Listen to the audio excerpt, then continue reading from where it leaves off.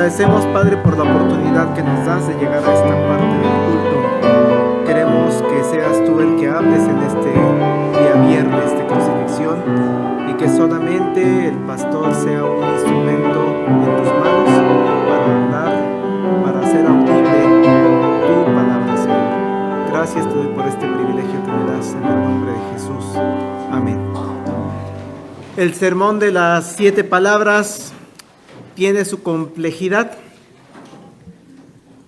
porque es tradicional cada año. Y le comentaba ayer a mi hijo, encuentra un enfoque diferente cada año. En parte lo hacemos, se puede realizar porque cada año trato de tomar un libro, un evangelio diferente como base de la Semana Santa. Un año es Mateo, todo lo que narra Mateo es lo que estudiamos Domingo de Ramos, lunes de autoridad, martes de controversia, usamos Mateo. Al siguiente año usé Marcos, al siguiente año usé Lucas, el año pasado fue Juan, en donde basamos los sermones, y en este año estamos regresando al punto de vista de Mateo. Pero todos los evangelios al final de cuentas se van complementando, nos van dando toda la generalidad. Pero darle ese enfoque nuevo implica, hermanos, el estar revisando, leyendo la Escritura, meditando en ella, buscando alguna palabra clave que nos ayude a establecer la línea a seguir. Y esa palabra la da el Espíritu Santo. Es el que ilumina y de repente descubre uno palabras como la de ayer, tiempo.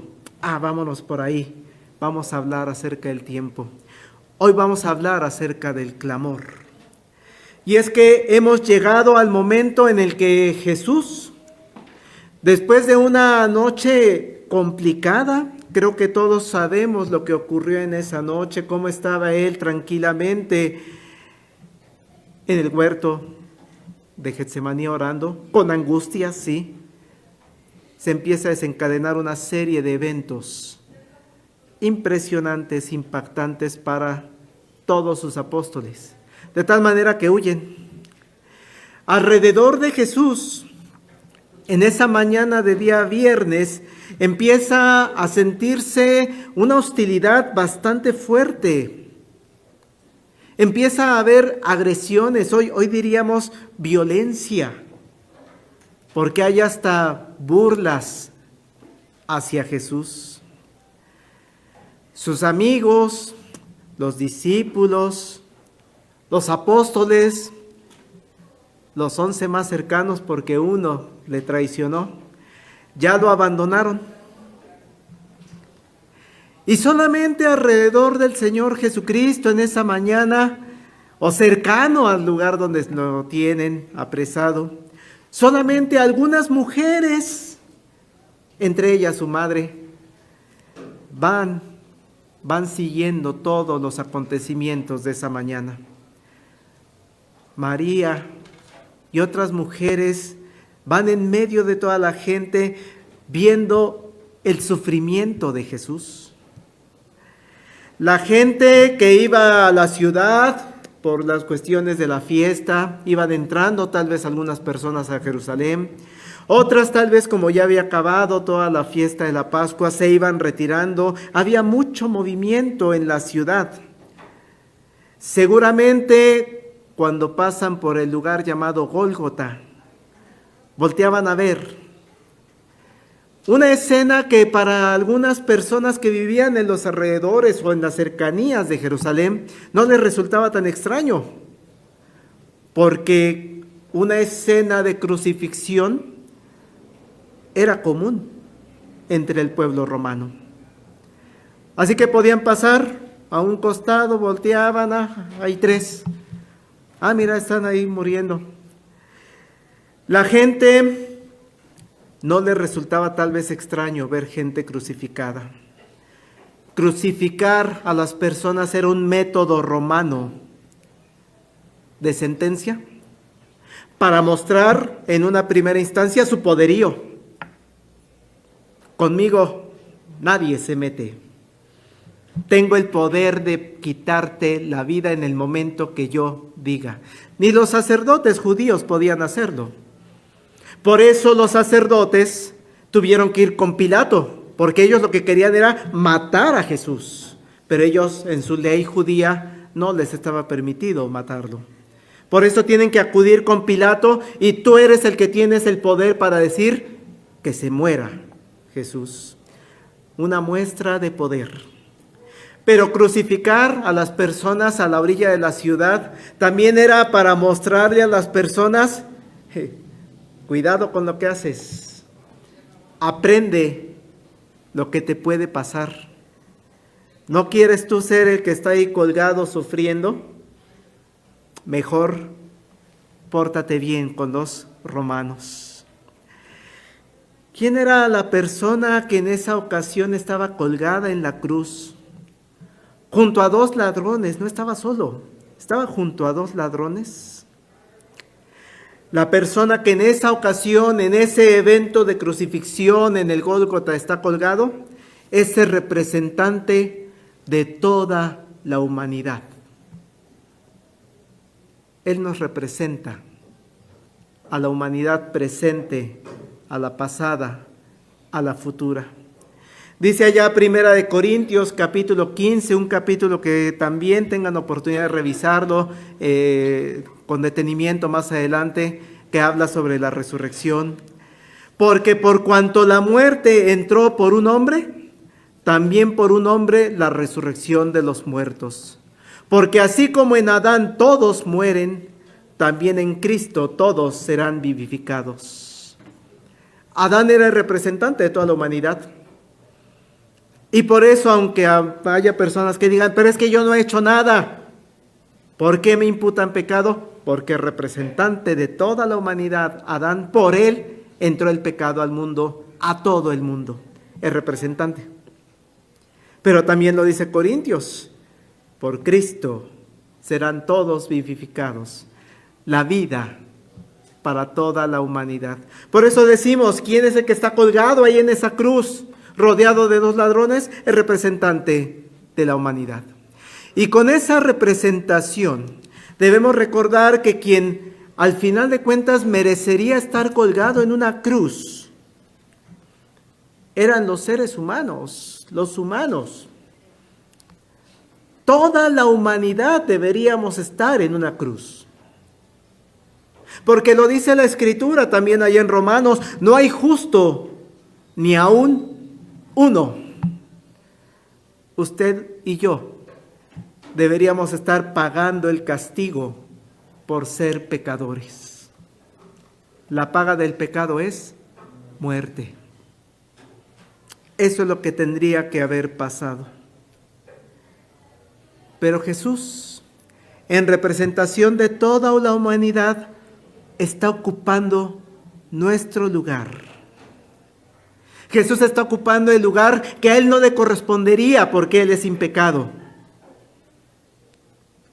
Y por eso, lo que clama Jesús en la cruz, esas 7 palabras de Jesús en la cruz, también son palabras que representan el estado de la humanidad. Quiero detenerme en esa palabra, hermanos, clamor. Una palabra que es común escucharla en el medio eclesiástico. En el medio laboral no sé cuántos de nosotros usamos clamor como palabra, como verbo cotidiano. Pero en el medio eclesiástico sí es muy común. En las iglesias hablamos mucho acerca de clamor. Y hay varias palabras que se traducen como clamor. La encontramos en el Antiguo Testamento, por ejemplo. La palabra sahak, que significa gritar, clamar con angustia, pedir auxilio. La Biblia la vemos traducida como clamor. Entonces, muchas veces cuando leemos en el Antiguo Testamento clamor, lo que estamos diciendo es gritar, pedir auxilio. Cuando allá el pueblo de Israel está en Egipto, bajo la opresión de la esclavitud, gritan desesperados pidiéndole a Dios que los escuche.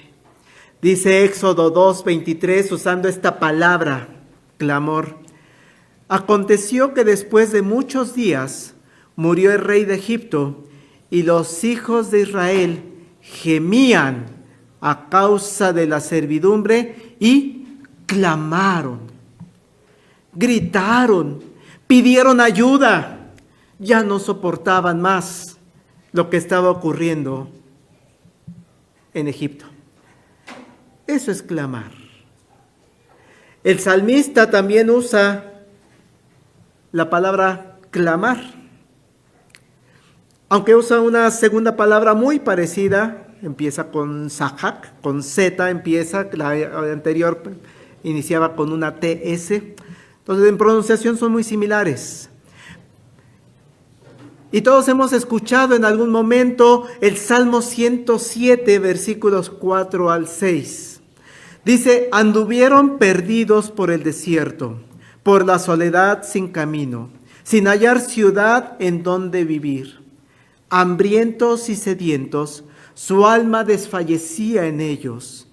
Entonces clamaron a Jehová en su angustia y los libró de sus aflicciones. El salmista lo que nos está diciendo con esa palabra es que después de todo este viaje que están realizando, clamaron, le gritaron a Dios, pidieron auxilio. Eso es clamar. Y en el Nuevo Testamento también hay palabras en griego que se traducen al español como clamar. La palabra craso, que significa gritar fuerte, que en el contexto griego, esa palabra craso implica urgencia, una emoción muy profunda. La utiliza el Evangelio de Marcos con algunos de los milagros. Y oyendo que era Jesús Nazareno, comenzó a dar voces y a decir: Jesús, hijo de David, ten misericordia de mí. Un pasaje que sabemos que Dios da la sanidad a este ciego. Este gemir, este clamor es la palabra craso. Y nos podemos imaginar a esta persona gritándole a Jesús. Eso es clamar. La otra palabra que se traduce en el Nuevo Testamento con este verbo también se refiere a un grito audible y fuerte. Allá en Mateo capítulo 3, versículo 3, pero vean ahora el contexto, es un poco diferente. Pues este es aquel de quien habló el profeta Isaías cuando dijo: voz del que clama en el desierto. Voz de aquel que grita de manera audible, de manera fuerte y clara al Señor. Y una tercera palabra en el griego que se traduce como clamar es epicaleo, que significa también invocar, llamar a alguien. Lo utiliza el apóstol Pablo en Romanos 10, versículo 13, porque todo aquel que invocare el nombre del Señor será salvo. Todo aquel que le llame, todo aquel que le clame, todo aquel que le grite, que le pida auxilio, será salvo. Así, cuando Jesús está en la cruz, está colgado en medio del sol, está maltratado su cuerpo, está sufriendo problemas de respiración, que es lo que ocasionaba la crucifixión. Todavía tiene fuerzas para dar 7 frases que son un clamor, un grito, una súplica, una voz fuerte, audible para que lo escuchen los demás. Le llama a Dios Padre. Da indicaciones todavía.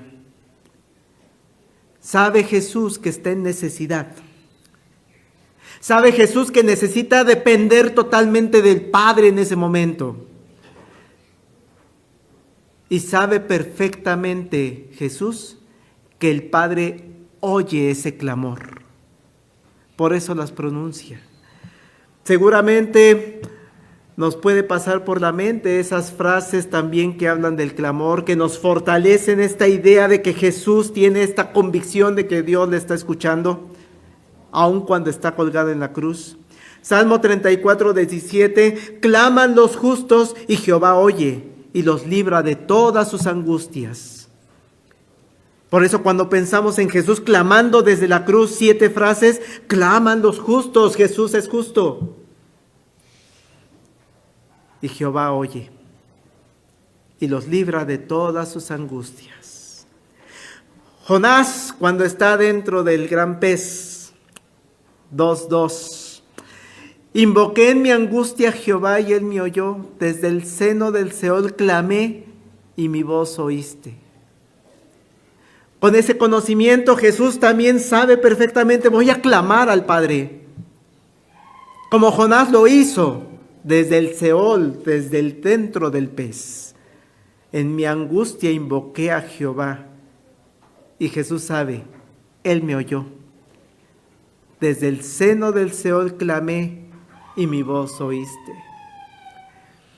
Y ese clamor también se fortalece cuando Lucas 18, versículo 7 nos expresa, ¿acaso Dios no hará justicia a sus escogidos que claman a Él día y noche?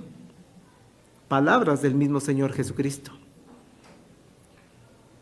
Por eso podemos confiar en que ese clamor de Dios, de Jesús en la cruz, será perfectamente escuchado por el Padre. Y en ese sentido, el primer clamor que ocurre en esa tarde, lo encontramos en Lucas 23:34. Padre, perdónalos, porque no saben lo que hacen. El primer grito que Jesús da desde la cruz, vean que lo hace pensando en las demás personas que están a su alrededor. Y lo hace en un clamor, no para que el Padre le perdone a él, porque él es sin pecado, sino que este primer clamor que hace Jesucristo en la cruz, lo hace pidiéndole al Padre, perdona a los demás. Perdona a las personas que no saben lo que están haciendo. No reconocen los errores que están cometiendo. No se están arrepintiendo de lo que está ocurriendo con el Hijo de Dios. Hay una realidad, hermanos, que vivió Jesús en carne propia. A su alrededor de Jesús, durante sus años de vida en esta tierra, el pecado estaba presente. Había transgresión de la ley de Dios. Es decir, ¿qué es la transgresión, hermanos? Es sobrepasar el límite. Cuando yo transgredo la ley de tránsito, es porque me pasé el alto. Eso es transgredir. El pecado es la transgresión de la ley de Dios. Me estoy pasando del límite que Dios ha establecido en la Escritura. Cuando no pago mis impuestos en tiempo y forma, estoy transgrediendo la ley hacendaria. Y cuando no obedezco los 10 mandamientos que hemos estado estudiando en los domingos anteriores, estoy pasándome del límite que Dios puso.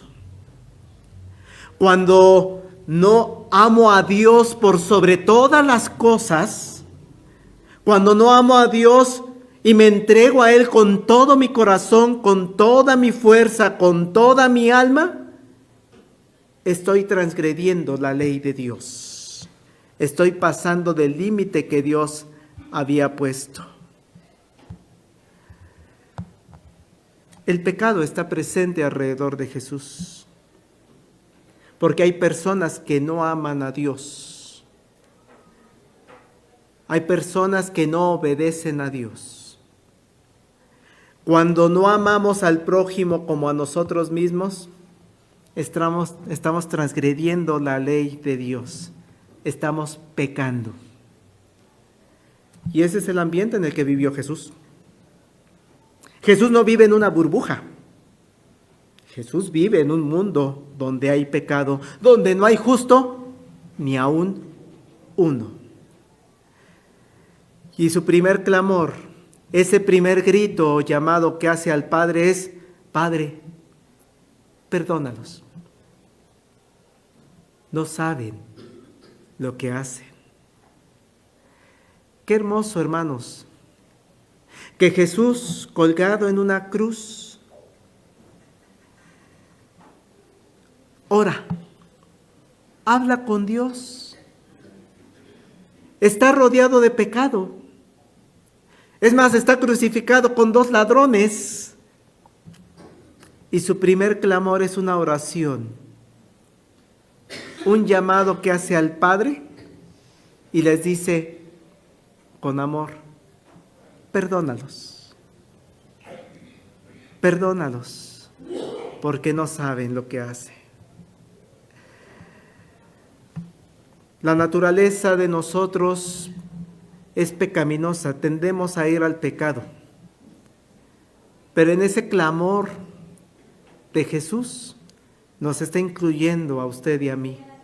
Jesús oró en esa ocasión diciendo: Padre, perdona a Marcos, perdona a fulanito, perdona a sutanito, no sabe todo lo que me ha ofendido. Qué hermoso cuando también recordamos que Jesús daba esa indicación. Cuando ores, vas a decirle a Dios: perdónanos nuestras deudas, como también nosotros perdonamos a nuestros deudores. Y Jesús lo está cumpliendo en la cruz. Él no debía nada. Y de todas maneras le dice: perdónalos. Aquellos que deben a Jesús. Jesús ama a la humanidad. Está intercediendo por ella. Aunque sabemos que alrededor de la cruz, pues muy seguramente hay personas que no lo escucharán. La invitación en esta mañana, en este primer clamor, hermanos, es también usted y yo vivimos en medio del pecado. En medio de una ciudad, de una comunidad, de un campo laboral que tiene pecado. Pero usted, que es llamado por Dios, que es amado por Dios, ore. Ore por quienes están a su alrededor. Ore para que las personas que están en pecado reciban el llamado de Dios. Ese llamamiento irresistible a la voz del Señor. Y se reconozcan como pecadores. Padre, perdónalos porque no saben lo que hacen. Esa también es una frase que debemos tener presente de manera cotidiana, porque alrededor de nosotros hay pecado. Pero ahora Jesús da paso a una segunda frase, a un segundo clamor, que se da en medio de una discusión.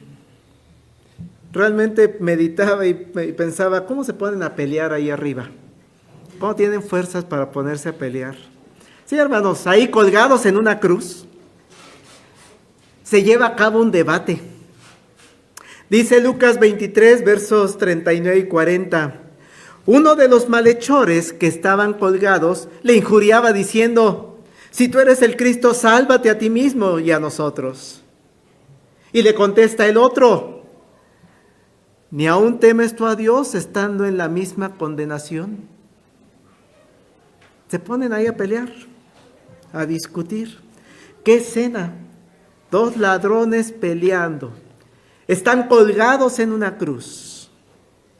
Pero forma parte del plan de Dios, de las enseñanzas que Dios quiere para su iglesia. Dios permite que ocurra este hecho y que este hecho, esa discusión, pase a la posteridad y 2000 años después seguimos hablando de esta discusión. Cada año lo recordamos, este debate, porque nos muestra el clamor, en primera instancia, de una persona que reta a Dios. Si tú eres el Cristo, sálvate. Y de paso, pues sálvame a mí, a ver si eres tan poderoso. A ver si lo que dicen es cierto. Nos muestra el clamor de una segunda persona que está arrepentida. ¿Ni aún temes tú a Dios? Estás en la misma condenación que Él. Una persona arrepentida, una persona que tiene fe en que la persona que está colgada junto a Él, que está muriendo en una cruz junto con Él, cuyo letrero en la punta dice: este es el Rey de los judíos, le puedes dar salvación. Vean qué hermosa escena. Seguramente es agresiva, es fuerte, o sea, nos imaginamos las escenas y las vemos en las películas de cómo están sufriendo, están colgados, pero uno de los ladrones voltea y reconoce a Jesús. ¿Qué habrá escuchado antes de él? No lo sabemos. Si tenía conocimiento de sus milagros, de sus hechos, de sus acciones, de sus discursos, no lo sabemos. Lo que nos deja ver esta discusión, este debate, este clamor de estas dos personas, estos gritos que están dando las dos personas, es que uno de ellos cree que la persona que está ahí colgada y que dice: este es el Rey de los judíos, le puede dar salvación. Y sabe muy bien este ladrón que la salvación no es física. Es decir, no los va a bajar de la cruz. Se va a morir. Sino que el clamor de este segundo ladrón es: salva mi alma. Mi cuerpo ya está condenado. Salva mi alma. Dice Lucas 23, verso 41 y 42, hablando este ladrón: nosotros, a la verdad, justamente padecemos, porque recibimos lo que merecen nuestros hechos. Mas ningún mal hizo. Y dijo a Jesús, y esta es una frase que debe resonar también en nuestra mente todos los días, hermanos: acuérdate de mí cuando vengas en tu reino. El clamor de este ladrón llegó en el momento perfecto a la persona perfecta, porque Jesús lo escuchó. Sí, en medio del sufrimiento físico, en medio de estar colgados en una cruz, los tres, uno de ellos le dice: acuérdate de mí. Y Jesús lo escucha. Y eso fortalece nuestra fe, hermanos. Porque ¿qué le responde Jesucristo? Entonces Jesús le dijo: de cierto te digo que hoy estarás conmigo en el paraíso. ¿Qué habrá sentido ese ladrón? No le dio tiempo de hacer buenas obras, no le dio tiempo de bajar y cumplir los 10 mandamientos, no le dio tiempo de muchas cosas a ese ladrón. Pero aún resuenan esas palabras de Jesús, ese clamor de Jesús: de cierto te digo, hoy estarás conmigo en el paraíso. La humanidad sabe que todas las personas vamos a morir, todos. La única posibilidad que tenemos de no morir es que Jesús venga antes, y cuando estemos vivos. Pero si Jesús se tarda en su segunda venida, tengamos por seguro que todos nos vamos a morir, menos las personas que estén en ese momento vivos. Pero en el mundo, hermanos, seguramente usted y yo nos hemos encontrado personas que critican a Jesús, que no creen en Él. Seguramente usted conoce personas que se portan como el otro ladrón. De repente hay hasta series de televisión, programas cómicos, que se burlan de Jesús. He visto algunas escenas de Jesús, Jesús, ya se acabó el vino, trae más, ¿no? Por el milagro que hizo de convertir el agua en vino. Hacen mofa de él. Pero muchas otras personas, hermanos, no se parecen a ese primer ladrón que se burla y a ver si eres tan bueno, sálvame a mí. No. Muchas otras personas tenemos la actitud del segundo ladrón. Nos unimos al clamor del segundo ladrón y le hemos dicho en algún momento de nuestra vida: Jesús, acuérdate de mí cuando vengas en tu reino. Y muchas personas estamos en la espera de que Jesús regrese. Como lo ha expresado el escritor de Apocalipsis, decimos: ven, Señor Jesús. Sí, ya, ven. No le tenemos miedo al fin del mundo, No le debemos tener miedo al fin del mundo. Ya que si las películas de Apocalipsis y todas esas cosas nos lo pintan espantoso, no es así, hermanos. El anhelo del creyente cristiano es: ven, Señor Jesús, acuérdate de mí cuando vengas, porque un día vas a regresar y vas a instaurar tu reino y va a ser glorioso este mundo, va a ser totalmente diferente. Y qué hermoso cuando escuchamos para nosotros esas voces que resuenan en nuestra mente en esta tarde, cuando Jesús nos dice: de cierto te digo que estarás conmigo en el paraíso. Y sí, le quité el hoy, porque yo no sé si voy a morir hoy. El ladrón sí. Pero la promesa de Jesús es que tal vez mañana, dentro de un mes, dentro de 5 años, dentro de 60 años, no sé cuándo voy a fallecer, no sé cuándo voy a morir, tengo la certeza de que voy a morir. Pero cuando esté en ese momento, las palabras del Señor Jesucristo nos deben fortalecer, porque vamos a estar con Él en el paraíso. Una promesa que se cumplirá y algún día estaremos ahí. Llegamos al tercer clamor, la tercera palabra. Jesús puede todavía observar a su alrededor. No tiene movimiento de brazos, no tiene movimiento de piernas.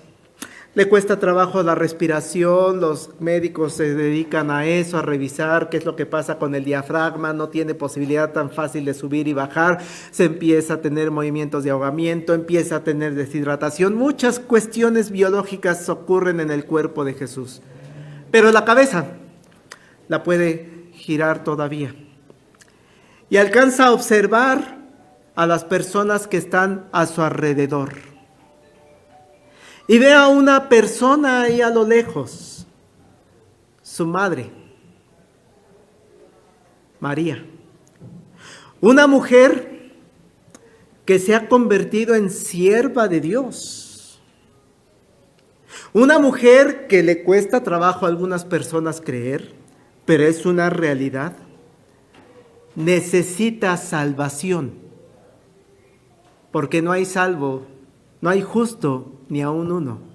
Ni José ni María eran justificados ante Dios, eran pecadores. María, una mujer necesitada de salvación, del cuidado de Dios. María necesitaba a un Señor, y así lo reconoce en el Magnificat. Aquel canto que entona María al principio del Evangelio de Lucas. Entonces María dijo: engrandece mi alma al Señor, y mi espíritu se regocija en Dios, mi Salvador. Vean cómo María reconoce que necesita un Salvador. Mi Salvador. Pero ahora, la situación de María, 30 años después, 33 años después aproximadamente, socialmente va a cambiar. Porque va a haber un problema grave con esa mujer. Porque muy probablemente, según los análisis de tiempo, como José no está junto a ella, es porque muy seguramente José para esa fecha ya había fallecido. Sus otros hijos de María tampoco están al pie de la cruz. Y hay un motivo, pues no vivían ahí, no vivían en Jerusalén los hijos de María. Jesús de Nazaret. ¿Dónde vivía María y José? En Nazaret, y eso es muy al norte de Jerusalén. Esto porque he escuchado ¿por qué no le encargó para sus hijos, a sus hijos, no? Los protestantes que dicen que tiene hijos biológicos, pues lo más lógico es que se los encargara a sus hijos biológicos. No, no estaban ahí, hermanos. Los hijos de María no estaban. Pero hay otro motivo por el cual no estaban ahí.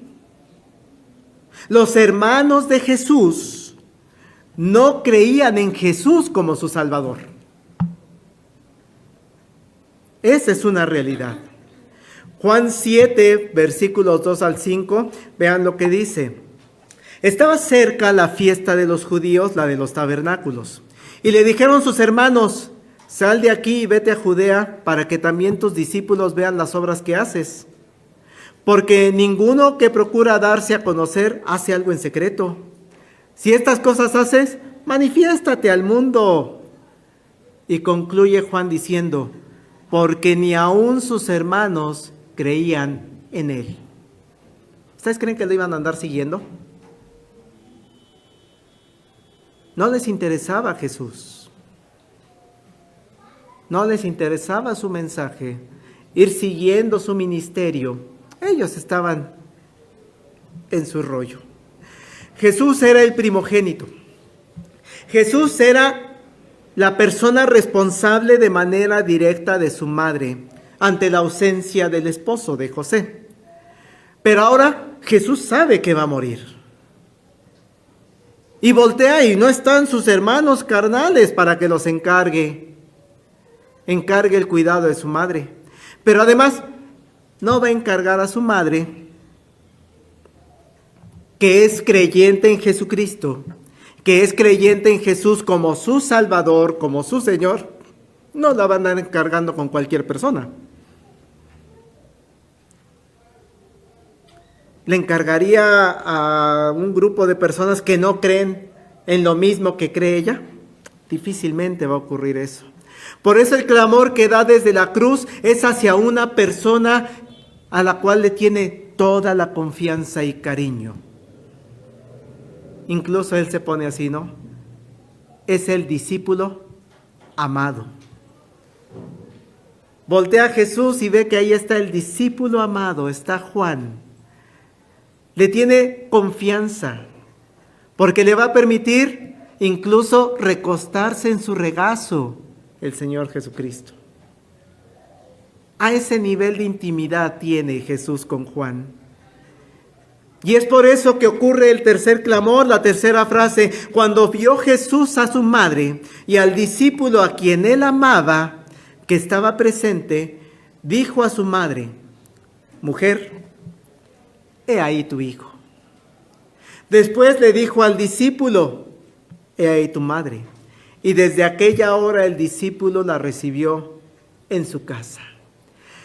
¿Qué tranquilidad puede ahora sentirse en respuesta a ese clamor, a esa voz audible, fuerte, dando esas últimas instrucciones a María y a Juan?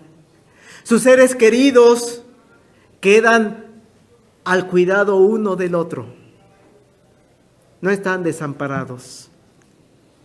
Pero además esto simboliza todavía más, porque María, la madre de Jesús, queda al cuidado de la iglesia. No, pastor, de Juan. Es que si recordamos, la iglesia es el conjunto de creyentes en Jesús como nuestro Salvador. Y Juan representa ese conjunto de creyentes en Jesús como el Salvador. María y Juan comparten la fe. y María y Juan se cuidarán uno al otro. Hay tranquilidad de uno para el otro. Y la iglesia va a tomar también ese papel importante. Porque esas palabras resuenan en nuestros oídos, porque nos debe llevar a pensar a todos como iglesia que el evangelio queremos que llegue a nuestros seres queridos también. Nos debe llevar a pensar que queremos clamar como Jesús, queremos encargar a nuestros hijos, pero no con cualquier persona. Queremos encargar a nuestros hijos con los creyentes en Jesucristo como su Salvador. Queremos encargar a nuestros padres, pero no con cualquier persona, sino que queden al cuidado, a la atención, al respeto de los creyentes en Jesucristo. Y yo sé que queremos que nuestros nietos, nuestros sobrinos, nuestros hermanos, todos queden encargados con personas que tengan la misma fe en nosotros, porque los van a llevar por el camino del Señor. El cuidado y la responsabilidad de Jesús para con su familia y sus seres queridos llega hasta el final de su vida y llega incluso en ya su agonía de Jesús. Jesús ahí colgado da palabras de esperanza. Dios los va a cuidar. Juan, te va a cuidar María. María, te va a cuidar Juan. Hermanos, la iglesia nos tenemos que cuidar unos a otros. He ahí a nuestros hijos, he ahí a nuestras madres dentro de la comunidad de creyentes. Cantemos las primeras 2 estrofas del himno 164, Incomparable Amor.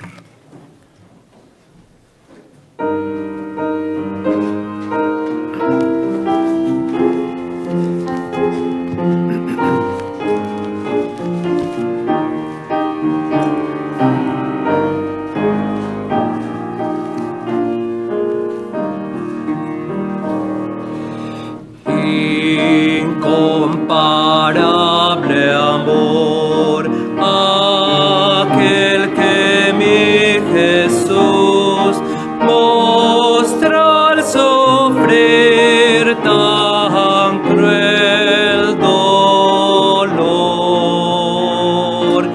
No puedo aquí entender tan cruento padecer hasta que more en plena luz. Miro a mi buen Jesús con sufrimiento atroz, dando a los suyos perdón y amor.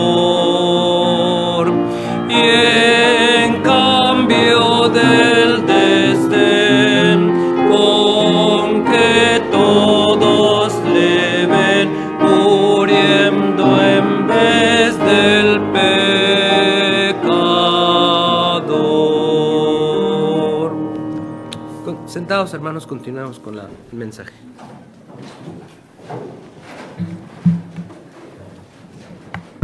Los minutos siguen pasando, la agonía de Jesús sigue su curso, con muy probablemente su poca voz la sigue usando para clamar a Dios, llama al Padre. Y la siguiente palabra que expresa desde la cruz se encuentra registrada en Mateo 27:46. Dios mío, ¿por qué me has desamparado? Hermanos, Jesús a lo largo de su ministerio nos mostró la gran relación que tenía con el Padre. El Señor Jesucristo constantemente lo vemos orando con Él, hablando en la intimidad al Padre. Lo vemos enseñándole al mundo que el Padre lo envió envió al Hijo unigénito. Hay una relación cercana de Jesús con el Padre. Pero ahora el sufrimiento físico lo lleva a expresarse, que se siente, y es atroz la palabra, hermanos, desamparado. Ese clamor desde la cruz también, estoy seguro que lo hemos sentido la humanidad. Hermanos, pensaba y meditaba a nuestra generación. Sabemos que somos de diferentes generaciones, hay personas adultas mayores, hay niños por ahí, pero en general somos una generación. Y nos ha tocado vivir momentos de enorme zozobra, momentos en los que sentimos soledad. Hemos escuchado a lo largo de nuestra vida, de nuestros 30, 20 años, 50 años, qué decir de las personas que tienen 60, 70 años, hemos escuchado continuamente guerras en el mundo. Hemos escuchado en nuestro país las cuestiones de violencia que hay a nuestro alrededor. Y no solamente violencia por el crimen organizado, violencia dentro de nuestros hogares, violencia dentro de las familias, violencia dentro de la pareja, violencia en las escuelas. Tremendo lo que nos ha tocado vivir como sociedad. Vivimos en un contexto donde los valores cristianos han sido relegados. No hay quien ponga límites a muchas de las acciones que nos rodean y que lastiman a la humanidad. Dice que la generación X, que es la que en lo personal me corresponde, pues nos ha tocado vivir, hermanos, grandes situaciones. Yo estoy seguro que hemos escuchado las devaluaciones, ¿no? Del 82, yo era pequeñito, pero sí la conocí. ¿Y qué decir de las demás devaluaciones? ¿Qué pasó en 94 en nuestro país? Y seguimos pagando grandes deudas y se ha vuelto un ámbito político ahí tremendo, lo del Fobaproa y deudas y deudas. Somos una generación que vive en las deudas. ¿Dónde quedó ese milagro mexicano de los años 50? ¿Dónde quedó esa promesa de preparémonos para administrar la abundancia? Quedó en la historia. Nos ha tocado, hermanos, vivir como generación 2 pandemias. Pastor, sí, una en 2009, que duró 15 días, y por eso cuando decían, es que comparativamente lo que hizo tal gobierno y tal, no, hermanos, no hay comparativo. 2009 fueron 2 semanas. H1N1. Y la otra pandemia sí fue de gran envergadura a nivel mundial, COVID-19. Y nos llevó a vivir tiempos muy difíciles. Y en esa historia, hermanos, que nos ha tocado a vivir a todos nosotros, ¿quién de nosotros no ha llegado tal vez a exclamarle a Dios, a clamar a Dios como lo hizo Jesús en la cruz? Dios mío, ¿por qué me has abandonado? ¿Por qué has abandonado a la humanidad? ¿Por qué has abandonado a mi país? ¿Por qué has abandonado a mi familia? ¿Por qué has abandonado a mi pareja? ¿Por qué me has abandonado? Pero hermanos, Dios no se ha ido. Dios está ahí. Dios es eterno y nunca ha desaparecido. Lo que pasa es que nosotros nos alejamos de Dios. A la hora de llenar nuestra vida de pecado, a la hora de que dejamos de seguir sus mandatos o los transgredimos, a la hora que hacemos lo que Dios prohíbe o no hacemos lo que Dios manda, entonces sentimos a Dios lejano. Cuando nos alejamos, nos dejamos envolver por lo que el mundo ofrece. La verdad es que el mundo es bien bonito, ¿Quién no le gustaría estar ahorita, Viernes Santo, 12 del día, en la playa, ¿no? En Acapulco, allá con nuestros hermanos, ¿verdad? De Acapulco. Sí, quisiéramos estar ahí disfrutando.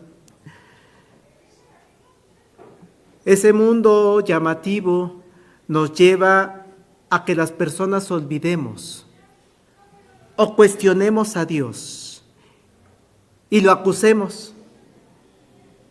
Dios, tú te fuiste. A ver, Dios, ¿dónde has estado? Hermanos, Dios está ahí. Dios no se ha ido. La historia del pueblo de Israel, cuando lo vemos en el Antiguo Testamento, nos muestra de manera constante cómo es que Dios está ahí. Pero es el pueblo el que se termina alejando de manera constante. Los invito a que puedan leer el libro de los Jueces, que es muy emblemático de esa historia. Es típico en su enseñanza porque cada que moría un juez, termina diciendo el escritor, se olvidaban de Dios y hacían lo que querían. Y cuando estaban ya en serios problemas, en serias dificultades, clamaban a Dios y Dios mandaba un juez. Los libraba.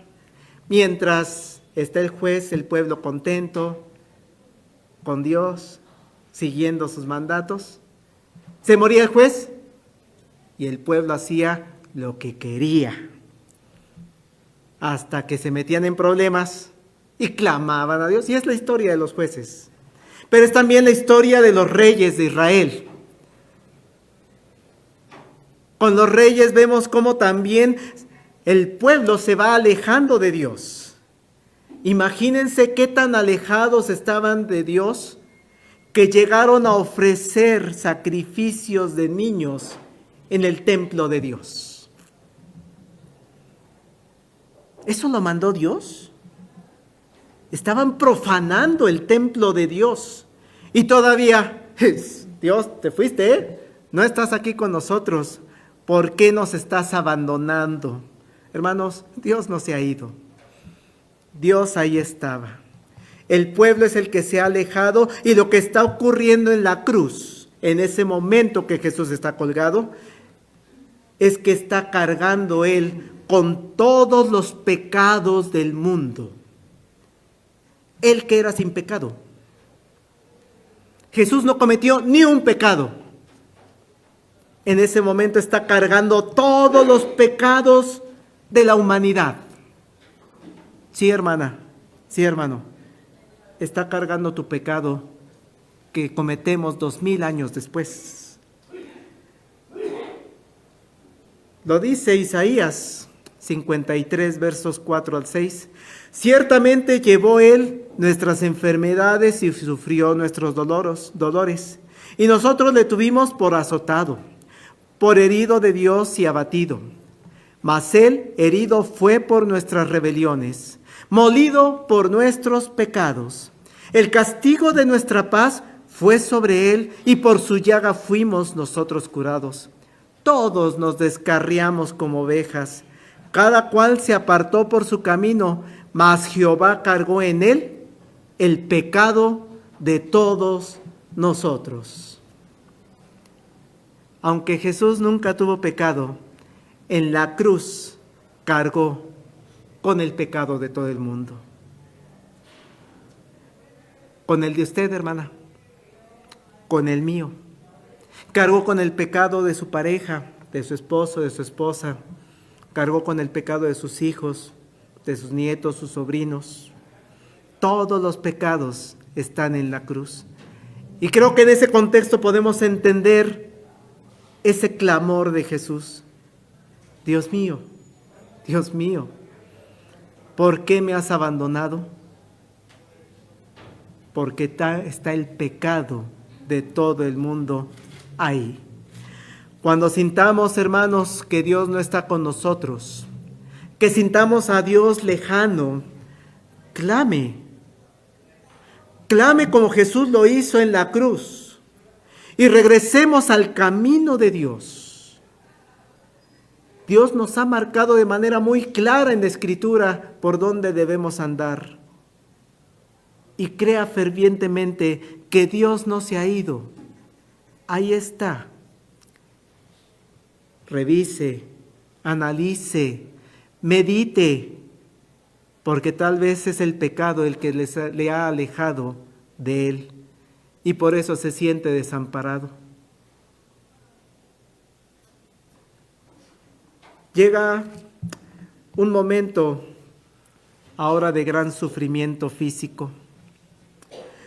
Las horas van pasando y Jesús sigue colgado bajo el sol, con dificultades para respirar, con el cuerpo molido físicamente por los azotes, ensangrentado, probablemente algunas heridas ya coagulándose la sangre, otras tal vez todavía fluyendo sangre por los latigazos. Y toda esa situación que vive Jesús, aparte de la soledad y la desesperanza, el desamparo que siente, lo lleva a otro clamor. Sed tengo. Un clamor que muy seguramente ustedes y yo podemos entender. En algún momento de nuestra vida, hermanos, seguramente usted ha tenido mucha sed. Y sabe el sufrimiento físico que se genera. Y por eso podemos tener la certeza que creemos en un Dios que sí nos puede comprender cuando sufrimos físicamente. Ay, Dios, ¿qué puede saber de mis necesidades físicas? Sí, sí la sabe. Un ejemplo, tuvo sed. Tuvo cuerpo físico. Jesús no fue un fantasma. Jesús no fue un espíritu recorriendo el mundo. Jesús tuvo cuerpo físico. Y esta frase nos da fe de esa necesidad física. Grandes momentos hemos vivido en las reuniones de oración, hermanos, de los días jueves, porque hay ocasiones en que las personas expresan que dan gracias a Dios porque tienen salud. O también hemos escuchado que las personas dicen gracias a Dios porque todos mis seres queridos están sanos. Pero también en esas reuniones hemos escuchado personas o familias que todos los jueves tienen la necesidad de orar por las personas que están pasando por enfermedad en la cercanía de sus seres queridos. Tal vez algunas de ellas están en camino de muerte. Tal vez algunas de ellas no es ese camino de muerte, pero el dolor es grande, es fuerte, es constante.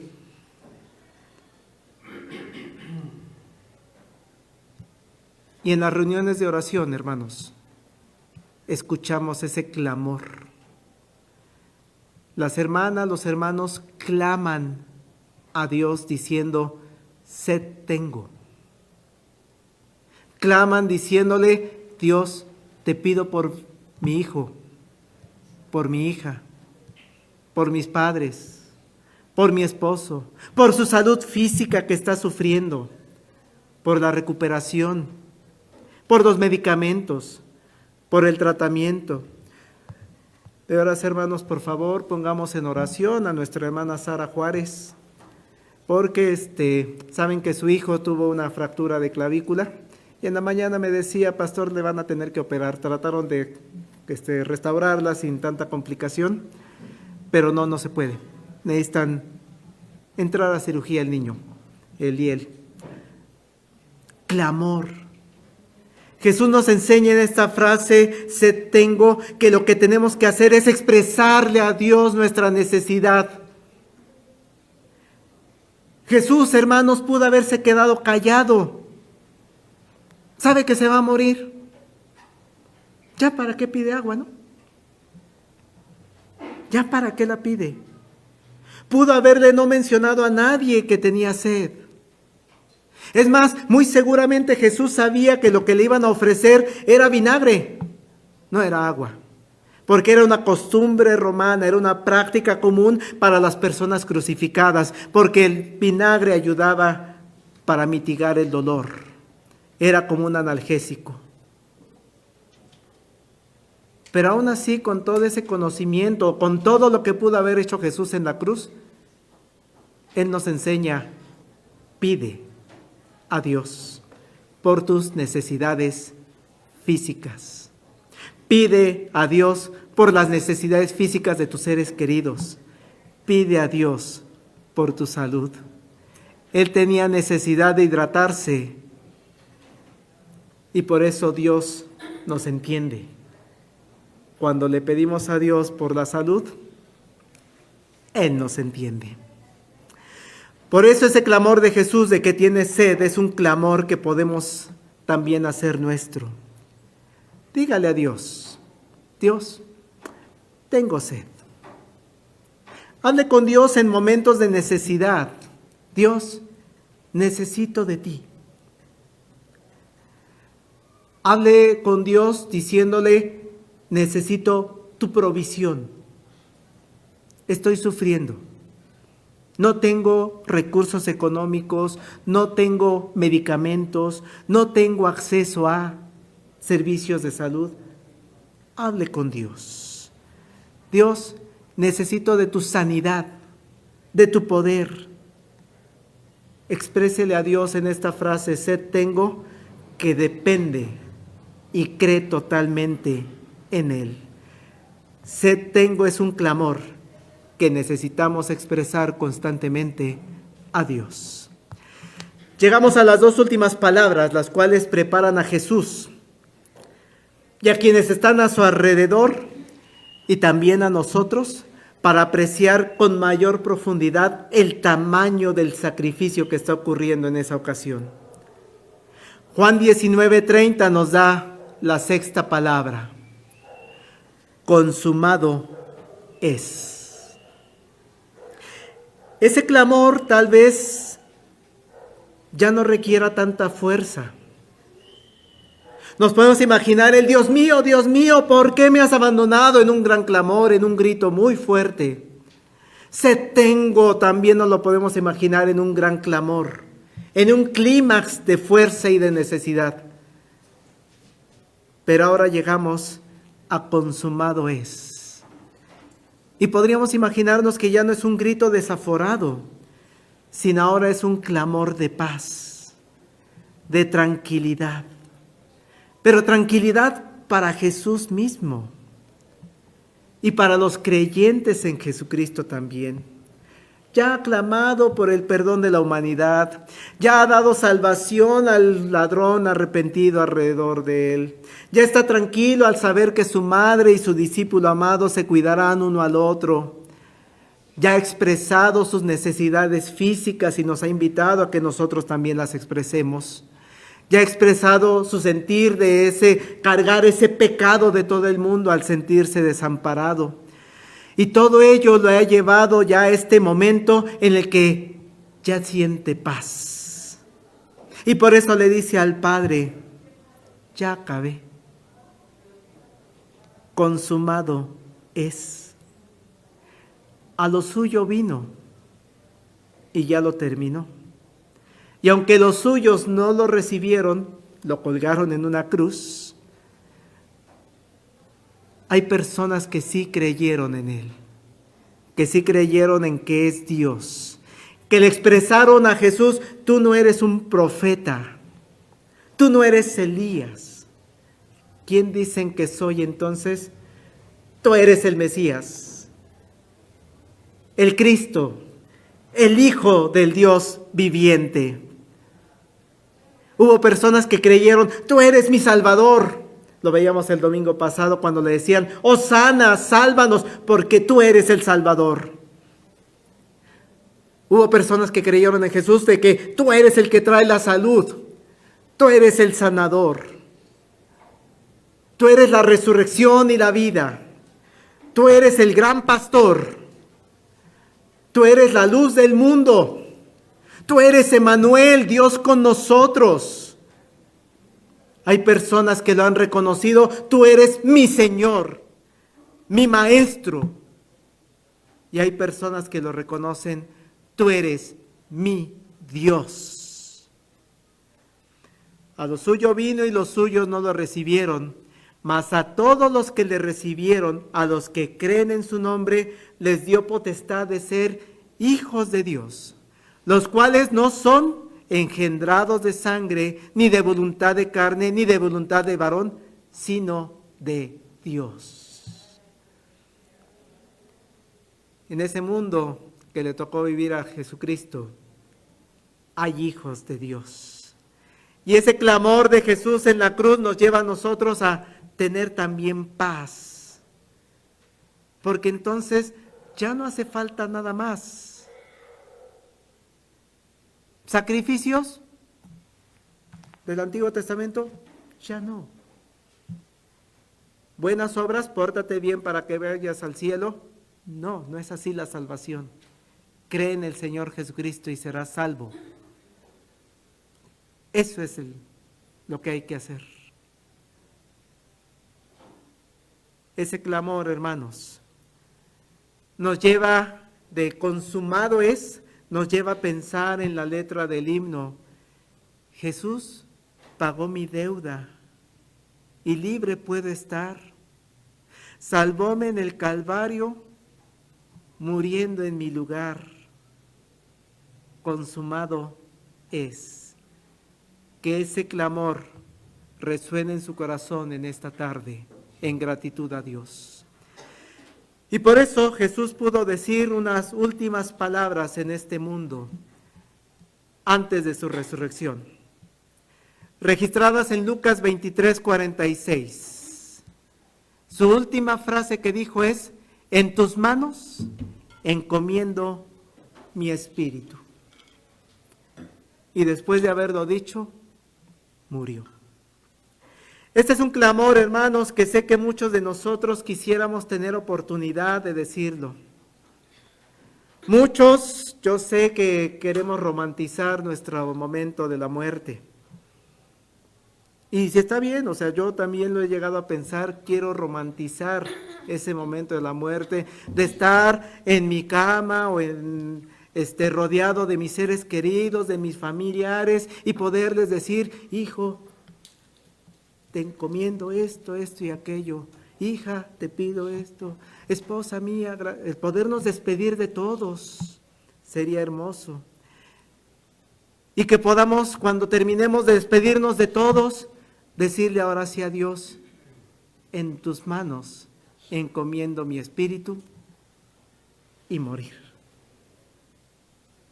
Eso yo sé que pasa por la mente de muchos de nosotros. Y que Dios lo permita. Sí, yo se lo pido así. Ay, Dios, sería maravilloso poderlo hacer.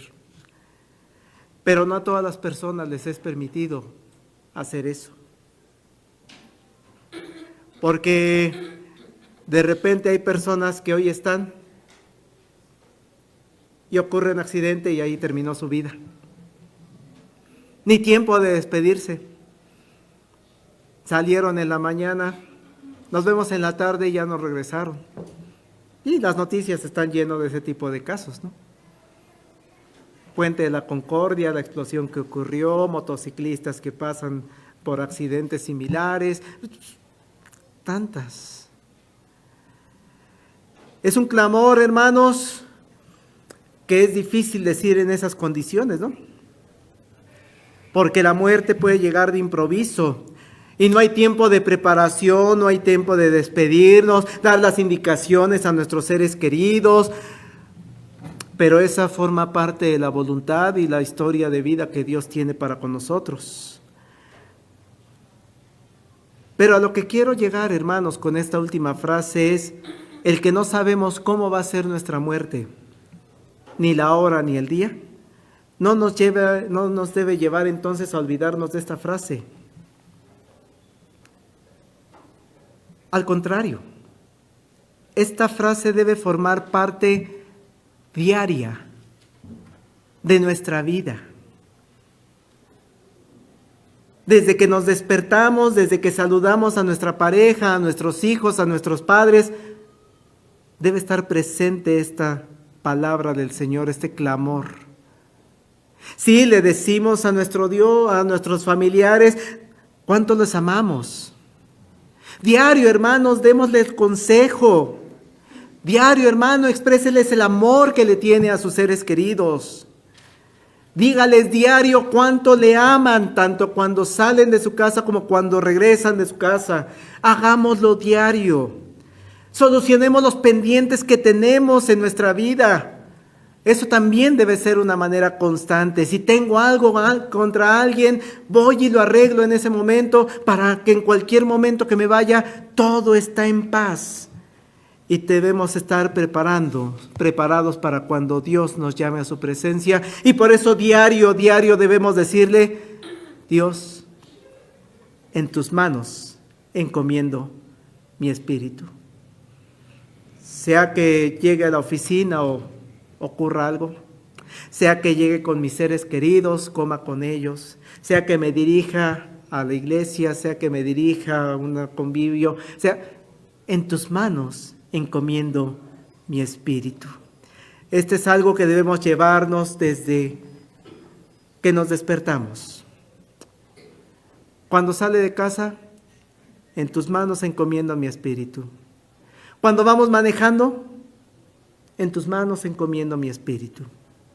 Cuando estoy en la escuela, en tus manos encomiendo mi espíritu.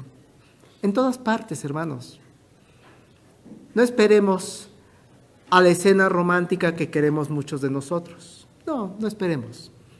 Que sea diario. Encomiende su vida a Dios. Fue lo que hizo Jesús. Y eso lo hacía de manera constante, diariamente. Jesús mantenía una oración constante, una comunicación constante con el Padre. Y ese debe ser nuestro estilo de vida de manera constante. Una vida entregada a Dios. Y así para cuando el momento llegue, que Dios nos llame a su presencia, estaremos preparados, como Jesús lo estuvo. En tus manos encomiendo mi espíritu. Hermanos, 7 frases, 7 clamores desde la cruz que hizo Jesús, que llenan nuestra vida de amor y llevan a nuestra vida de esperanza en ese sacrificio. Dios nos ama. Nos amó de tal manera que dio la vida de su Hijo unigénito, para que todo aquel que en Él cree, que cree en Jesucristo, no se pierda, mas tenga, ¿qué, hermanos? Vida eterna. Olivia.